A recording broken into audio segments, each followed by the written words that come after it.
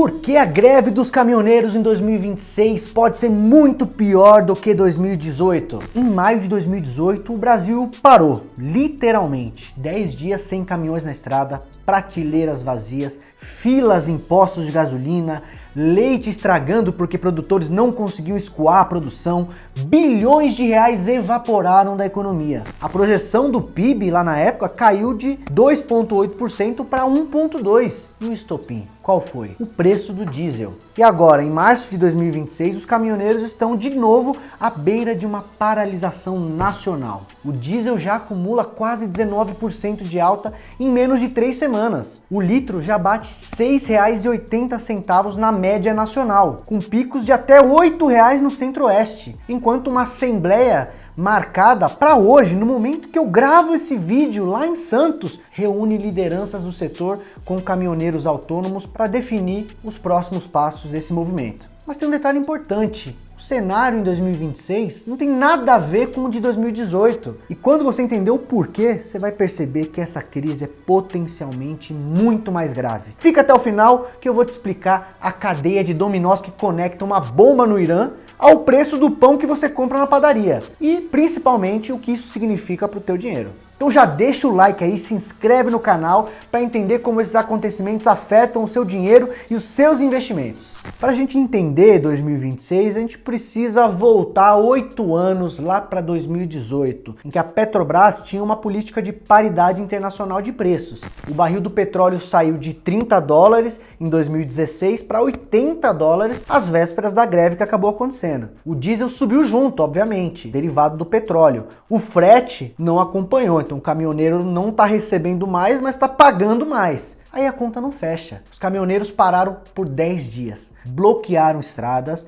e o resultado foi brutal. O agronegócio perdeu mais de 6 bilhões de reais. Produtores tiveram que descartar leite nas estradas porque não tinham como escoar a produção. 1 bilhão de aves e 20 milhões de suínos ficaram sem ração. Hospitais cancelaram cirurgias, aeroportos ficaram sem querosene de aviação. Comércio e serviços amargaram 27 bilhões em perdas. No total, as estimativas giram em torno de 30 e 47 bilhões de prejuízo à nossa economia. São valores difíceis da gente estimar, pode ser que o estrago tenha sido até maior do que esses números já muito grandes que eu apresentei para vocês. Sem falar na inflação, que estava em 0,4% acumulado no mês e disparou para 1,26% em junho. O Ibovespa caiu quase 11% só em maio. O presidente da Petrobras pediu demissão. A empresa perdeu 40 bilhões em valor de mercado em um único dia. E sabe o que gerou tudo isso? Alta do diesel, que naquele contexto era um problema interno aqui do Brasil. Problema político de preço da Petrobras,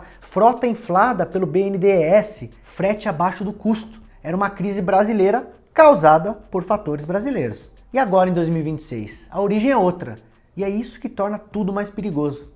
Em 28 de fevereiro deste ano, 2026, Estados Unidos e Israel bombardearam o Irã. A retaliação iraniana foi imediata, bloqueou o Estreito de Hormuz. Se você não sabe o que é o Estreito de Hormuz, precisa saber. É um gargalo marítimo no Golfo Pérsico por onde passa cerca de 20% de todo o petróleo comercializado no mundo. São aproximadamente 20 milhões de barril por dia passando por lá. É a veia jugular do mercado global de energia. E o Irã trancou essa veia. Desde o início desse conflito, mais de 110 petroleiros foram atacados ou sofreram incidentes na região. O novo líder supremo iraniano, Mojtaba Khamenei, declarou que o estreito deve permanecer fechado. Mais de 1.000 embarcações ficaram presas, navios atingidos, afundados. A Guarda Revolucionária Iraniana prometeu que nenhum litro de petróleo passaria pelo estreito em benefício dos Estados Unidos e aliados. E o impacto nos preços foi violento. O barril de petróleo saltou de perto de $70 o barril antes do conflito para mais de 103 em menos de 3 semanas, uma alta de 40%. E a Agência Nacional de Energia chamou isso de a maior interrupção do fornecimento de petróleo da história. Para tentar conter esse estrago, a Agência Internacional de Energia liberou 400 milhões de barris das reservas estratégicas dos 32 países membros. E nem fez muito efeito, porque os analistas calculam que isso dá para cobrir só 20 dias do fluxo do Estreito de Hormuz. Então, se esse conflito se prolongar, o cenário se aprofunda. Tem projeções de que o barril pode chegar até $200 caso essa interrupção se mantenha por muito mais tempo. E hoje, no dia 18 de março, veio a escalada mais recente. Instalações de petróleo e gás no próprio Irã foram bombardeadas, incluindo o maior campo de gás natural do mundo. O petróleo subiu mais 5% e encostou no patamar de $109 o barril. É esse o choque externo que chegou até nós aqui no Brasil. Não por uma decisão política de preço de Petrobras, mas por um conflito armado no outro lado do mundo, que interrompeu o fluxo de energia global. Não tem jeito, pessoal. Quando o petróleo dispara lá fora, o diesel encarece aqui no Brasil e outros derivados de petróleo também. E o Brasil é particularmente vulnerável porque ainda precisa importar de 20% a 30% do diesel que a gente consome. Em 12 de março, o governo federal agiu e zerou as alíquotas de PIS/COFINS sobre o diesel e criou uma subvenção que dava ali 32 centavos por litro para os produtores e importadores. No papel, essa redução poderia chegar até 64 centavos por litro, mas e o custo fiscal? A gente está discutindo um problema fiscal no Brasil, então qualquer renúncia de arrecadação via impostos pode criar um outro problema, né? E esse custo da renúncia fiscal pode chegar até 30 bilhões de reais até o final de 2026. Mas no dia seguinte, 13 de março, a Petrobras anunciou um reajuste de 11,6% no diesel das refinarias, que dava o equivalente ao impacto de 38 centavos por litro. E a Petrobras justificou que o último ajuste tinha sido uma redução 311 dias antes e que essa defasagem acumulada exigia mesmo uma correção. Para os caminhoneiros, né, o efeito prático foi o seguinte, né, o governo deu com uma mão uma renúncia fiscal para baratear o preço da commodity e a Petrobras tirou com a outra mão. E aí entra o impasse federativo. O presidente Lula pediu aos governadores que reduzissem o ICMS sobre o diesel.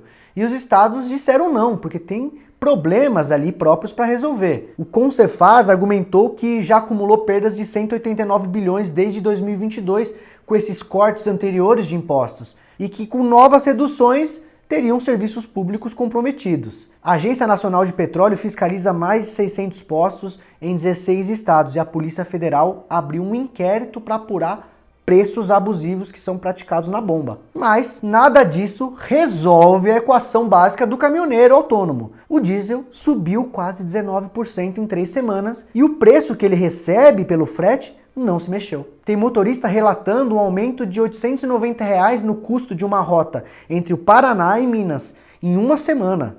Então rodar virou um sinônimo de ter prejuízo no bolso. E esse é o ponto, pessoal. Quando o caminhão para, a inflação sobe, bolsa cai, juro pressiona. Em 2018, o Bovespa derreteu 11% em um único mês, como eu já falei. E agora, com outra guerra no Oriente Médio e o diesel a quase R$ 7,00, o risco de choque é ainda maior. E quando esse tipo de evento acontece, quem não entende o que está por trás acaba pagando caro. Não é só sobre saber que o diesel subiu, é sobre entender o que conecta o Estreito de Hormuz ao seu bolso. Entender o que fazer com o seu dinheiro quando o cenário aperta. E é para isso justamente que existe a Finclass. Mais de 65 cursos com gente como Thiago Nigro, Bruno Perini, Gustavo Cerbasi, Howard Marks, carteiras recomendadas tanto para renda como para valorização. Hoje no mercado, produtos de carteiras recomendadas sozinhos chegam a custar mais de R$ 3.000. Ainda mais os cursos que a plataforma tem para oferecer. O curso do 1.000 milhão, Código da Riqueza, curso do Jordan Belfort, o intensivo de marketing digital, acesso ao FinClub, a maior comunidade de investidores do Brasil e ainda 3 meses grátis de Duo Gourmet para você jantar aí com o patrão ou com a patroa e ganhar aquele famoso 2x1 nos melhores restaurantes do país. Tudo isso junto daria mais ou menos R$ 9.400, mas não é isso que a gente vai cobrar de você. A Finclass está fazendo 5 anos e para comemorar a gente abriu a maior promoção do ano. Plano anual com 50% de desconto. Sai por R$ 39,95 por mês, menos do que uma pizza que você come aí no final de semana.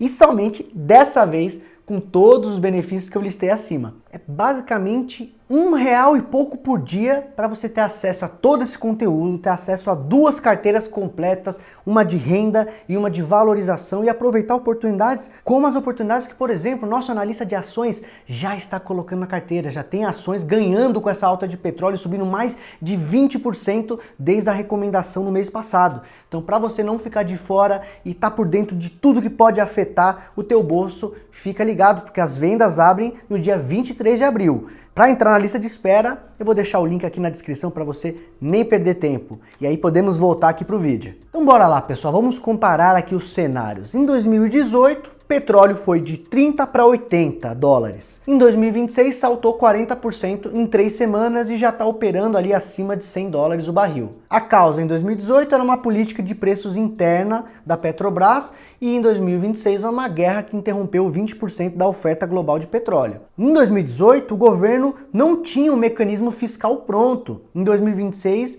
o governo já queimou essa carta aqui do PIS/COFINS, criou essa subvenção e mesmo assim não deu para segurar o preço. A bala fiscal foi disparada e o diesel continua subindo.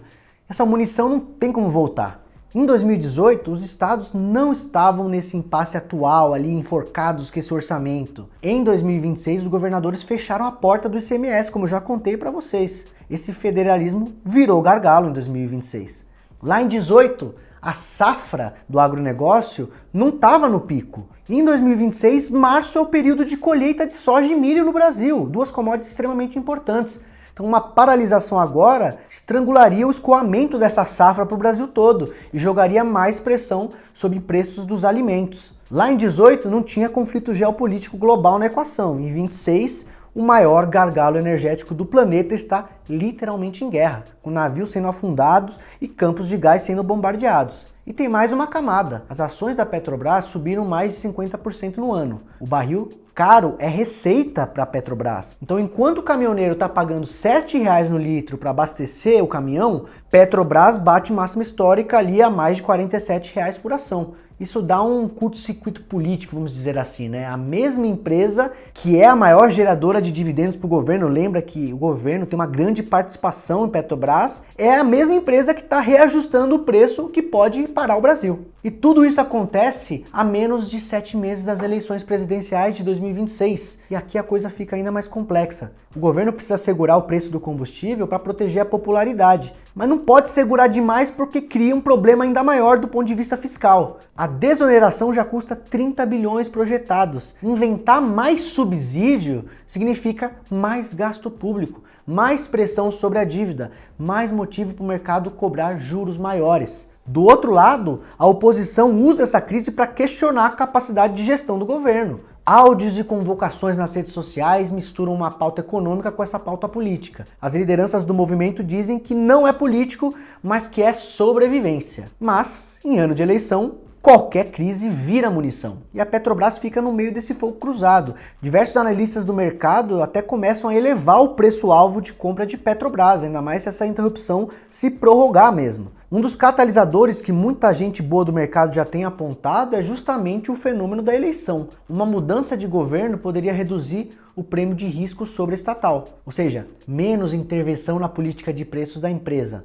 E a mesma eleição que complica a gestão do diesel pode valorizar ainda mais a ação de Petrobras. Esse é o tipo de contradição que define o Brasil em 2026. O mesmo evento que pode parar a economia é o que está fazendo a Petrobras atingir recordes históricos. A greve de 18 custou dezenas de bilhões ao Brasil. E se acontecer de novo com esse pano de fundo macro, o impacto pode ser significativamente maior. A diferença é que em 2018 o Brasil podia meio que resolver sozinho esse problema. Dava para ajustar a política de preços e agora em 2026 o preço do diesel está atrelado a uma guerra que o Brasil não controla, a um estreito que o Brasil não opera e uma geopolítica que o Brasil não é muito decisivo. E o que resta é a política fiscal, que já foi usada na tentativa de abrir mão de imposto e essa negociação política que ainda não deu resultado. A Confederação Nacional dos Trabalhadores em Transportes e Logística, a CNTTL, que já havia anunciado essa greve, voltou atrás e vai esperar o resultado de uma reunião com os caminhoneiros autônomos que está acontecendo neste exato momento em que eu gravo esse vídeo. Pode até ser que no momento que você esteja assistindo, a história já tenha escalado ainda mais. O governo tenta apagar o incêndio com fiscalização e diálogo, e o mercado está precificando esse maior risco. E se você quer entender como proteger o seu patrimônio em cenários como esse, você já sabe, Finclass aqui com acesso a toda a nossa expertise, os analistas, as carteiras recomendadas para te dar esse apoio, esse alento em um momento de dificuldade, porque, vamos concordar, quem é investidor no Brasil está fadado a ter que lidar com momentos como esse que são mais frequentes do que a gente gostaria, né? O link eu coloquei na descrição. Então, se esse vídeo te ajudou a entender o que está acontecendo, deixa o like, se inscreve no canal para o algoritmo te entregar todos os novos vídeos que a gente produz aqui na Finclass. E assim a gente continua acompanhando esse assunto em tempo real. E aproveitando, me conta aqui nos comentários, primeiro, como que foi a grande crise lá em 2018? Eu lembro bem das filas nos postos, você sofreu com esse momento? E mais, você acha que os caminhoneiros deveriam mesmo seguir com essa paralisação ou que a gente deveria negociar tudo e resolver logo esse imbróglio?